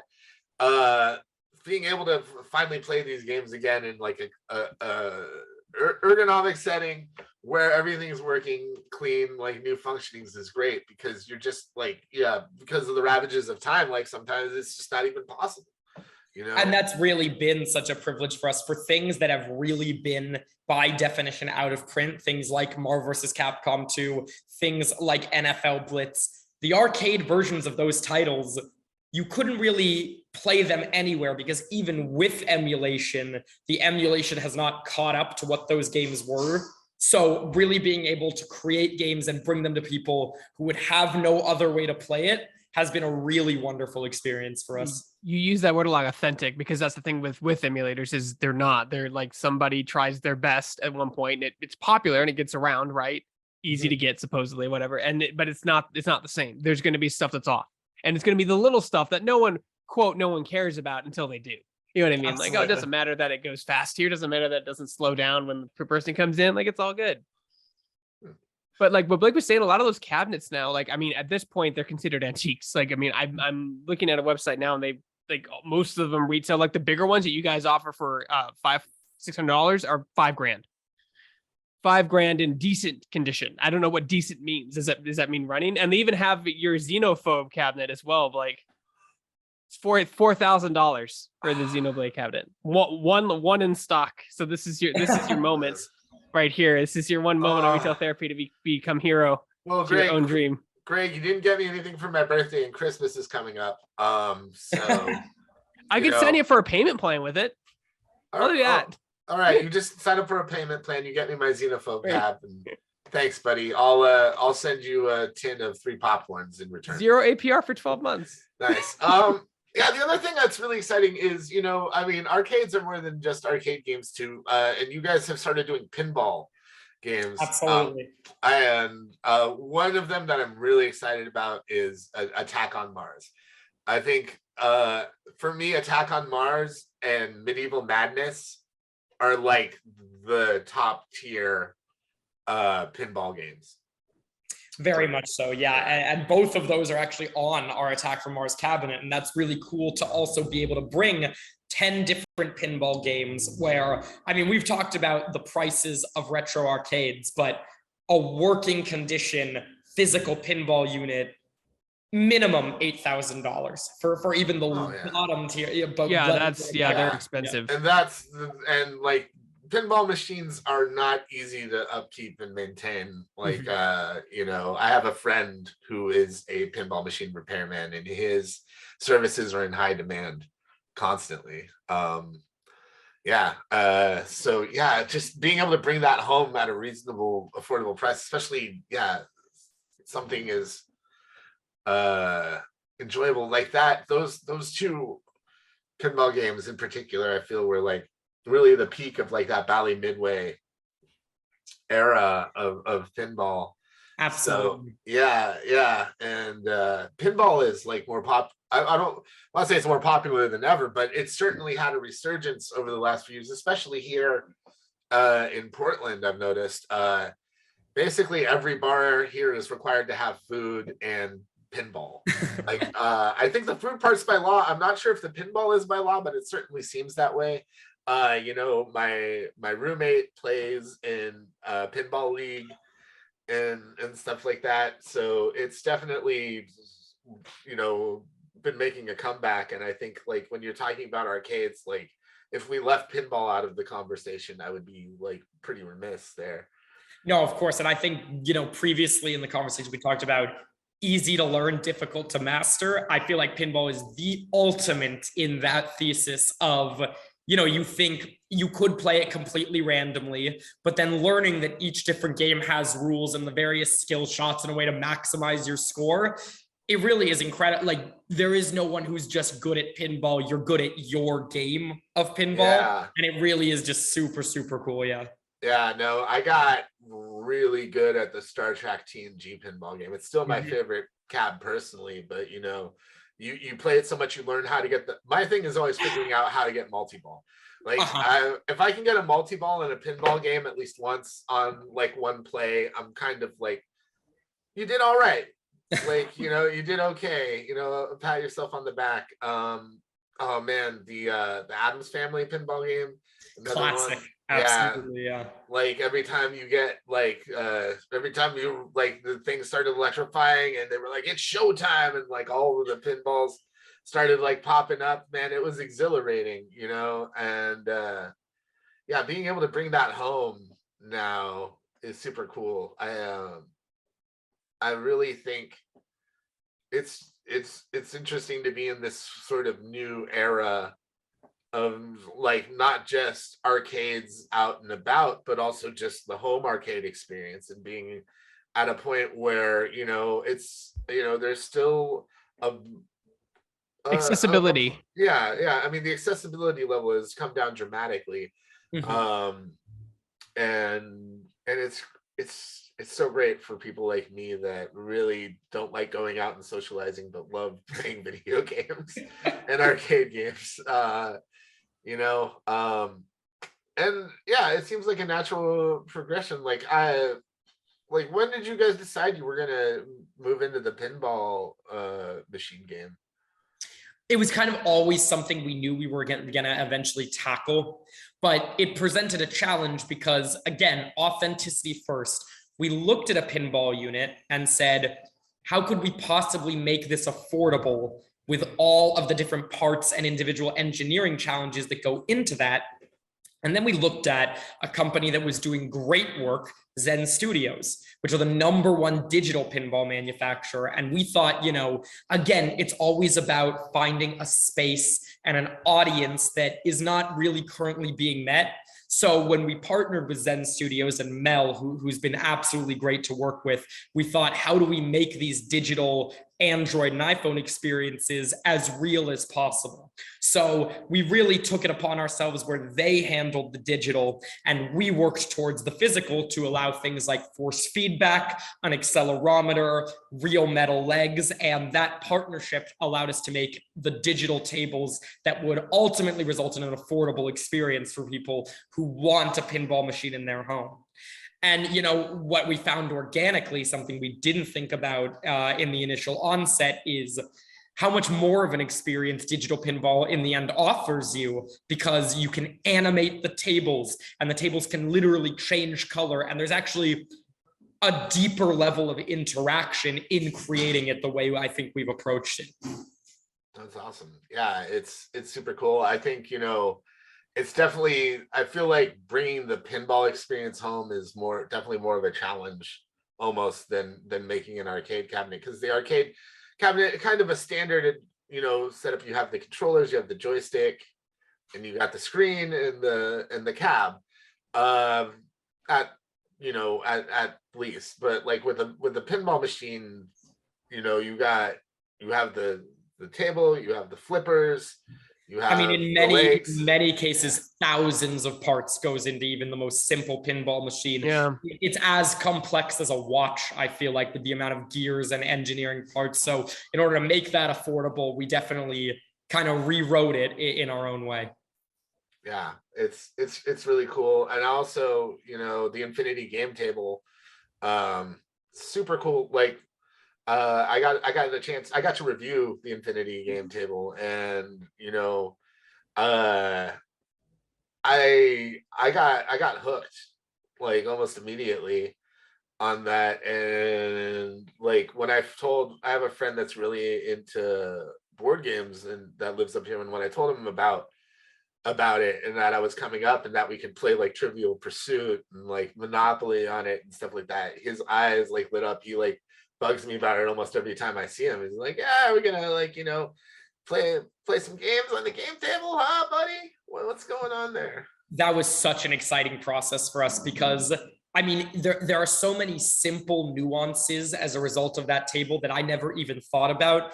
I didn't realize how many parts of my board games were lost until I had a table that always had them, always available. And even the idea of playing a board game online between two tables was just such a great journey for us of like bringing families together.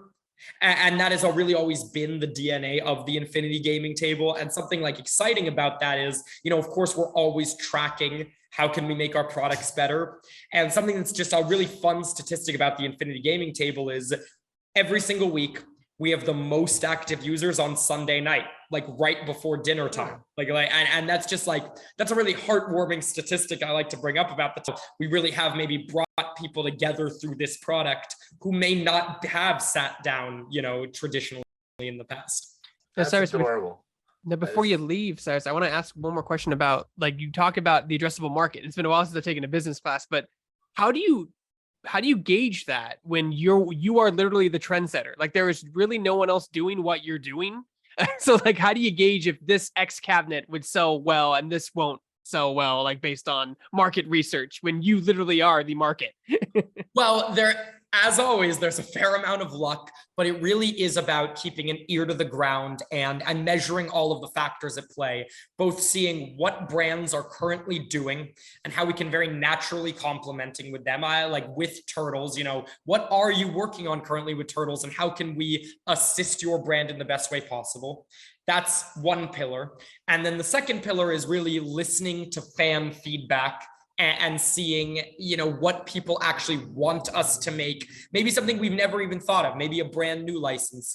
And then the third is, can we, a fair amount of R&D is just like, let's build something and then find a license that fits it really well. Do we want to make another driving game or a light gun game? How can we make a better product on a blank canvas, and then what really naturally applies to that. And when you mix all of the factors together, we found success in just building something that there really is kind of a demand for that maybe no one else considered. Mm-hmm. If you build it, they will come, and they have definitely come to Arcade1Up. Yeah. And it's great. And I honestly, I can't wait to see what you guys do next. I mean that sincerely. I could sit here and give you a laundry list of all the things that I would like from you. And I'm sure that plenty of people already do that to you. So we won't do that today. Don't worry. Or at least we won't do it on camera. I'll wait until we're off camera. And then I'll just be like, take out my Santa Claus long list there and just be like, make me all of this. No. We have some very exciting stuff for sure.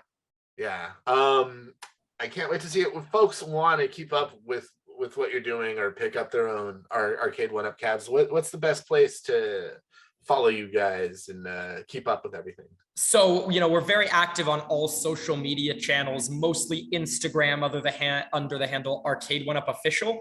But the best place for drops and brand new cabs before they sell out is arcade1up.com. And almost every single unit is sold on there. And in cases like MVC2, that is the best place to get it while it's hot. Nice. Awesome. Cyrus, thank you so much for being here today. We really appreciate you taking the time to come and chill with us and nerd out. Folks, if you enjoyed what you saw today, please, I hope that you give us a follow or a sub here on our Twitch channel. Maybe you've got Amazon Prime and you don't know what to do with your free Twitch Prime gaming subscription. Give it to us. Give us some of Jeff Bezos's money. We love Bezos bucks here. We'll use it to buy sandwiches and light bulbs and keep these shows going. No matter what, we appreciate y'all tuning in and hanging out with us on another episode of Retail Therapy. You can probably see it all below us right now. Give us a like on Facebook. We're Shacknews there. Check out our hot thirst trap pics on Instagram. We are Shacknews Media there. You can like us or follow us rather on Twitter for if it's still around. I don't know if Twitter is actually still going to be around by the time we broadcast this episode, but if it is, you can follow us there for the time being.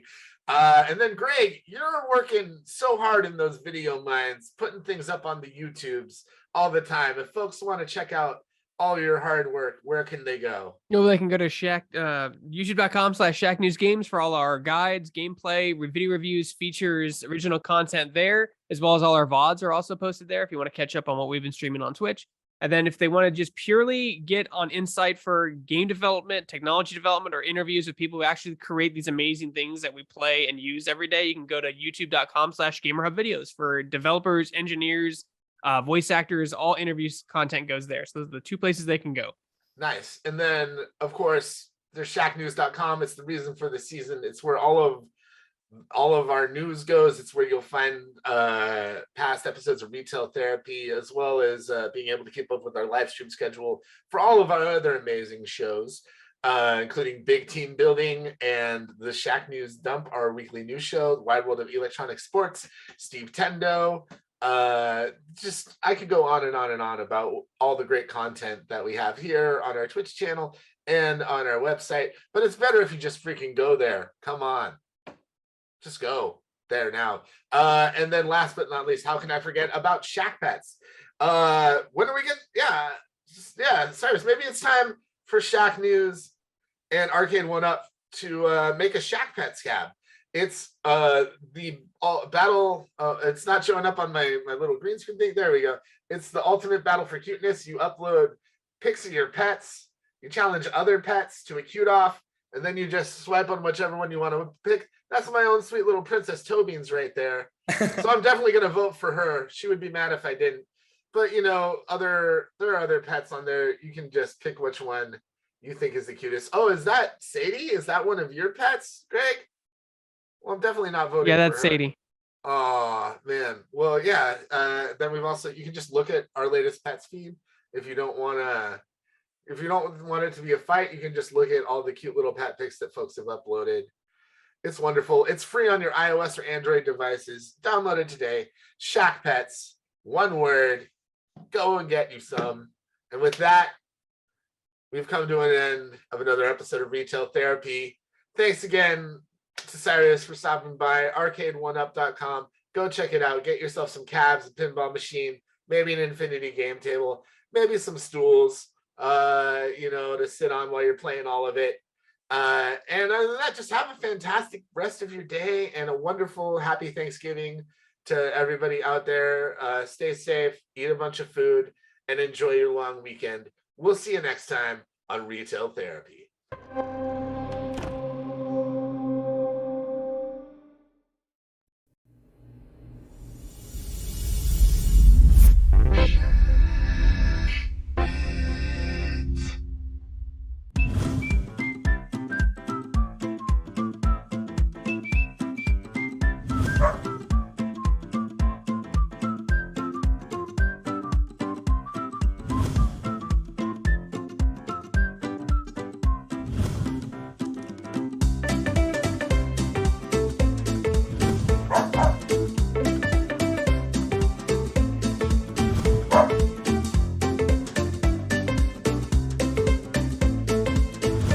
Ah!